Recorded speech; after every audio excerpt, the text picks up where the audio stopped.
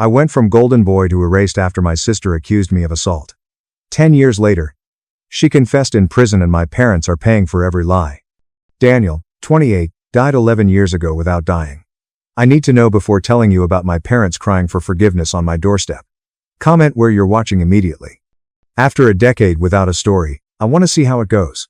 To understand why I didn't answer the door when they sobbed, you must remember the night they kicked me out. I was 18. It was Saturday. Langford families celebrated Saturdays religiously. My parents, Preston and Linda, adored looks. We were more than relatives. We performed in the neighborhood. Dad was the community's stoic provider who enjoyed discussing his wages and investments. Mom was the perfect hostess who could prepare a pie and talk about neighbors. My oldest brother Felix was like my father without a spine. Finally, Anne was my adopted sister. This family portrait required a daughter, so my parents brought her home at 9. She was 17 that night. I worked with her on math for years. I stopped bullies from insulting her adoption. Was good. I was safe. Or so I thought. They celebrated my parents' anniversary that night. The house was full. Aunts, uncles, grandparents, local pastor. In our cramped town, they were all vital. The smell was like expensive roast pork and my mother's heavy perfume. I felt great refilling the kitchen ice bucket. My grades were good. Claire seemed like my soulmate, and my college fund was finally big enough to leave town. I put the ice on the sideboard when I entered the dining room. She wasn't eating at the kids' end of the enormous table. She vibrated. Can't explain otherwise. She held the tablecloth so hard her knuckles were white. She looked cold and pallid. Leaning in, Anne, I muttered. You okay? She flinched like I burned her. Her eyes were wide with unimaginable terror as she looked at me. I must, she murmured. During the conversation lull, she spoke loudly. Our father Preston carried a wine glass at the head of the table. Dear, what is it? Want a toast? Room quieted. 31 people rose up when they saw the 17-year-old trembling on her chair. She watched Mom. She regarded Dad. She looked at me. I saw her face shift in that moment. No more fear. It computed. They survived. Her voice trembled as she said, I must tell you. Go ahead, honey. Mom cooed. We're all family. I'm pregnant. Whispered. The grandfather clock ticked in the hallway as my father's smile froze and my mother reached for her pearls, a real-life cliché. Pregnant, Dad said, dropping his voice. Who did this? She sobbed. She cried, shoulders heaving, face in hands. Oscar-worthy performance. He compelled me, she cried. We shouldn't. People gasped. Uncle jumped up. Who? Anne? Give us names. She aimed a quivering finger at me, not the door, or the unknown stranger. She used my middle name, which only relatives used seriously. Daniel. My brain short-circuited while holding a napkin. What? You talking about what? Very unwell. Dad. Your brother, Zach, laughed and said, don't be ridiculous. But he didn't. He had exploding neck veins and a bizarre purple face. He looked at me maliciously. Dad, she's lying, I shouted. I never touched her. Dad crossed the room in 3 steps. His swing crunched my jaw sickeningly. The ice bucket and crystal glasses shattered when my head wrenched back and slammed the sideboard, flashing white. Copper tasted metallic and scorching. You beast! Dad roared over me, chest heaving. You sick, twisted animal. Stop, Preston. Aunt yelled but couldn't help me because she was covering Anne's eyes. I crawled backward on the hardwood floor, spitting blood. Dad, stop. I didn't. Pay attention. Don't call me that, he threw. You have no father. Not anymore. Mom rocked her and cried in her chest. I looked at her. Mom, I wouldn't. Mom's eyes were cold and dead. She shouted. Call the police. Get that monster out of my house. My brother Felix approached me bleeding on the floor, surrounded by broken glass. His spittle dripped on my sneaker. You don't deserve to breathe the same air as us, stated. Handcuffed, the police led me out of the house and past the neighbors on their lawns minutes later. I saw their verdict. I went from golden boy with a college fund and a bright future to social outcast in 11 minutes. I was interrogated in a cold, two-way mirror room by the police.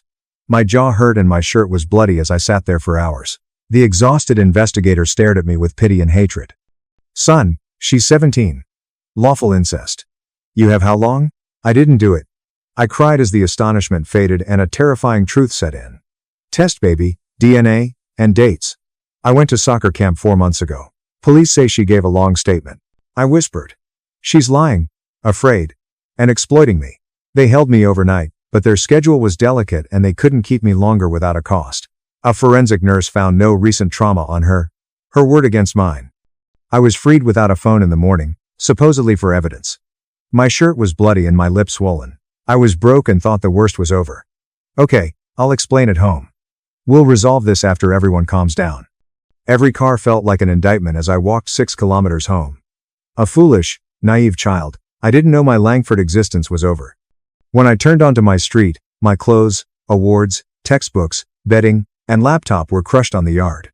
I kept my head down, hoping no one noticed me. My father emerged in pants and a flannel shirt with a baseball bat as the screen cracked near the sprinkler head. He stared at me from the porch like I was a stray dog on his property. I told you, he said unusually calmly. You're not welcome, Dad. Fearing about my keys and wallet, I asked. He said your wallet has severance package cash and no keys. Severance? Father, whither do I go? He said hell anyway. Daniel, I spoke with the lawyer this morning. You are out of the will, have no inheritance, the college fund is locked, and are not Langford. I'll delete you from family records. Mom, I yelled past him.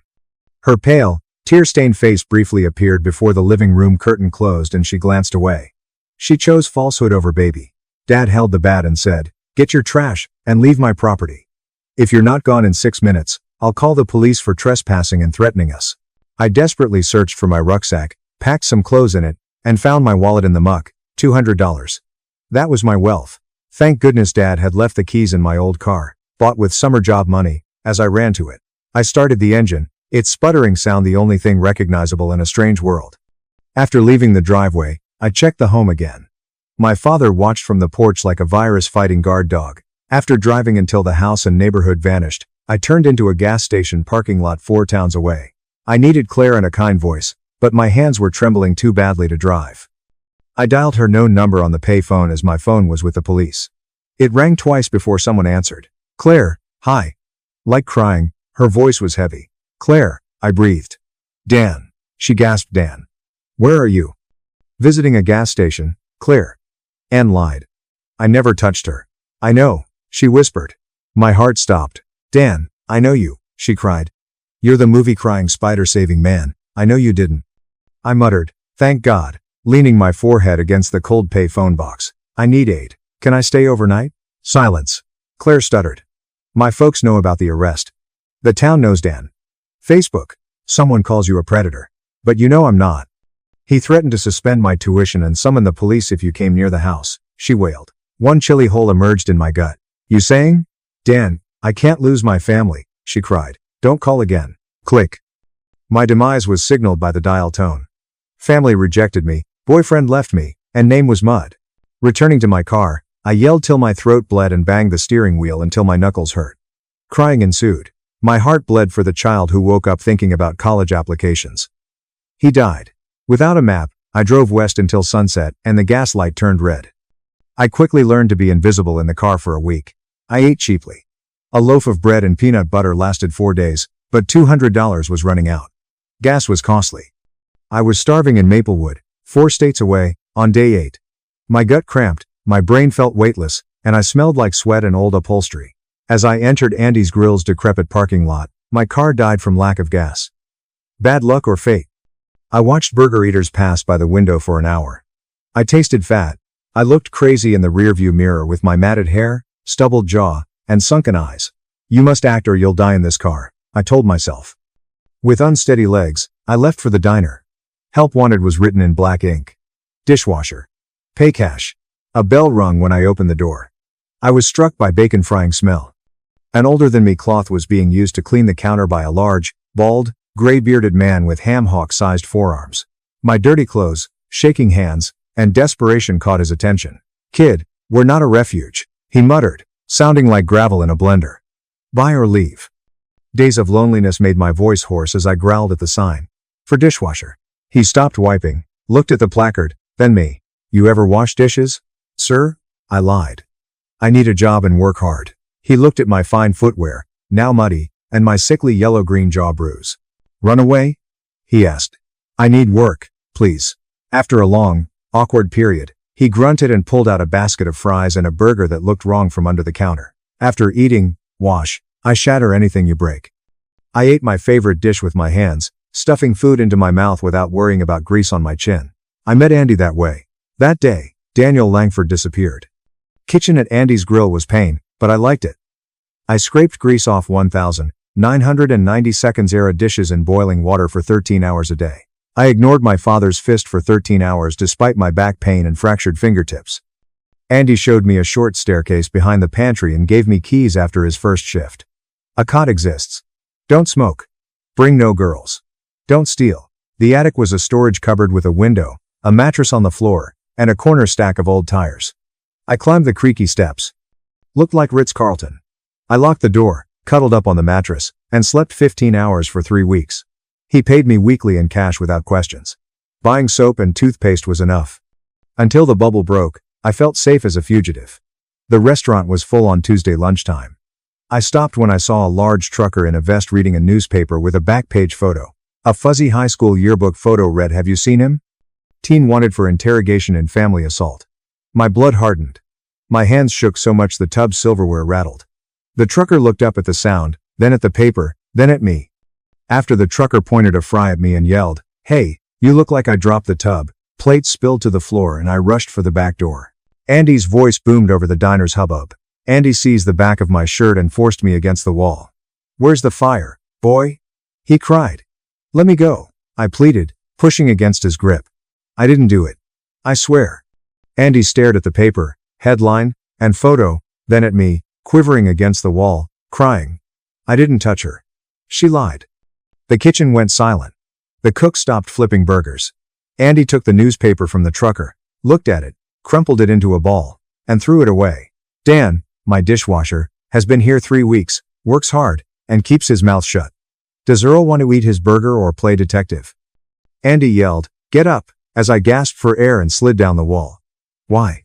Why didn't you turn me in?" Andy grumbled, stroking his beard. "I've seen guilty men, kid. Your last name doesn't matter as long as you clean the dishes." He indicated the sink. "Return to work and stop smashing my plates." Andy became my father more than Preston Langford ever had. Andy taught me throughout several months. He noticed my smarts and disliked idolatry. He phoned me when the walk-in freezer busted. He pointed to the compressor. "Frozen coil." "Why?" I assumed poor airflow. "Smart kid," grunted. "Fix it." I repaired AC units, fryers, and ice machines using manuals. It turned out I was good. Machines didn't lie. So I liked them. Following logic, you could fix a broken machine. Andy slipped an HVAC certification trade school brochure across the counter to me one night after closing. "I can't. I don't have a high school diploma or ID. I know a school board member. You can get a GED," he said. Opening the envelope revealed a lot of cash. Looking at him, my eyes burned. "Why?" Andy said, looking away. "If not, my son would be your age." I used that money to study for my GED at night in the attic, work double jobs, get certified, and rebuild myself, but my past remained. 6 years later, I wasn't a dishwasher, lead technician for a local HVAC firm. I had my own apartment. It was modest, but it had a lock and my name on the lease. Daniel Whitmore, my grandmother's maiden name, the only person in that terrible family to love me unconditionally before she died. My safety was assured when Daniel Smith died sleeping in a Honda Civic behind a gas station. I was stable but haunted. I used an internet cafe on my birthdays, never my own. I sought them because paranoia is hard to overcome. It was self-harm, but I wanted to know. N's public Facebook profile was found that year. Scrolled, my breath stuck in my throat. A snapshot of N's welcome home party showed her holding a baby, possibly a 5-year-old daughter. "Happy 5th birthday to my little miracle, Lily. Thankful for having a supportive family." My parents were in the photo. I hadn't seen Dad grin in years. Mom carried the cake. Looked joyful. They looked great. Wait, math. She accused me at 17. The infant was 5. Baby stayed with her. My parents raised the assaulted child. They appeared guilt-free. Smashing the screen was my goal. How could they sleep? How could I be deleted when they celebrated birthdays and holidays? I noticed my brother Felix's comment. "Best niece ever. Glad we kept the circle close." They protected the untruth with that code. I quit, left in the rain, and vowed never to be hurt again. I'd grown so successful and untouchable that their opinion didn't matter. I became a work machine and took every overtime. I offered crawl space chores nobody wanted. My summer coworker Derek was a youthful, bumbling, but friendly new hire. We were servicing a unit at an affluent woman's home, who observed us closely, The woman cried, "My ring." From the kitchen as we packed. "You snatched my diamond ring."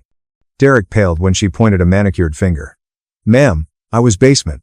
She shouted, "You're a thief." "And contacted police and your boss." Derek's eyes were like mine in the dining room, 11 years ago. Fear, power over truth. I approached Derek with a calm voice.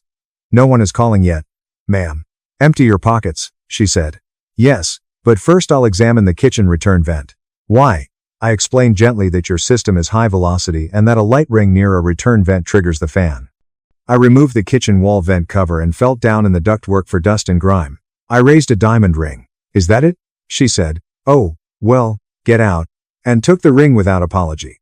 Derek shook in his truck. "Dan, my childhood stupidity is documented. Police would have blamed me if they come." I steered. "I know, Derek. I realized I had to build my own fortress, not work for someone else. I started Whitmore Heating and Air with 1 van, then 3, then 6, utilizing savings and a loan. I was harsh on quality. Derek needed a second chance but had good hands, so I hired him. We were punctual and affordable. Integrity sold in a scammer town. I had 11 cars, a receptionist, and a reputation by 28. I purchased my dog Buster a yard house while earning more than my father. I won, but prosperity is lonely. After dating a few ladies, I always ended things when they asked about my family. I couldn't risk Claire again. Despite my high wall, calls still get through. It's strange how life lets you think you've outrun the hurricane before it destroys the roof. I concluded Whitmore Heating and Air's biggest deal on a Tuesday in early November. We won a downtown commercial building auction, ensuring financial security. Looking at the signed contract in my office, the ink was still wet. I should have been drinking champagne or calling friends, but I heard the corner waiter hum. My chest has the cold hole. Success without company is weird. A fortress with its gates are a pricey jail. My receptionist Sarah arrived via intercom. "Dan, the guidelines said no interruptions during budget hours unless the building is on fire," so Sarah hesitated. I clicked. "Sarah, this must be good." She murmured. "It's a woman named Claire who has information about your family." The black pen broke smoothly, dripping ink down my thumb. Claire. After 11 years of learning not to say it, the name hit me like a solar plexus blow. "Tell her to get lost," I murmured, wiping my palm with a tissue to remove ink. "Block her number if she calls again." Sarah urged Dan to wait, stating she was handcuffed and police were engaged. The world stopped spinning. Only the fluorescent light above me and my heartbeat were audible. "Handcuffs." The phone burned crimson. One line. Something from my past hidden behind concrete and wealth. That terrified me most when I lifted it. I spoke Whitmore in a metallic, foreign voice. "Dan." Closed my eyes. Electric voice. "Claire, speak in 31 seconds. "I'm sorry. I recognize I'm wrong. I know you hate me." 21 sec. And left. "Dan,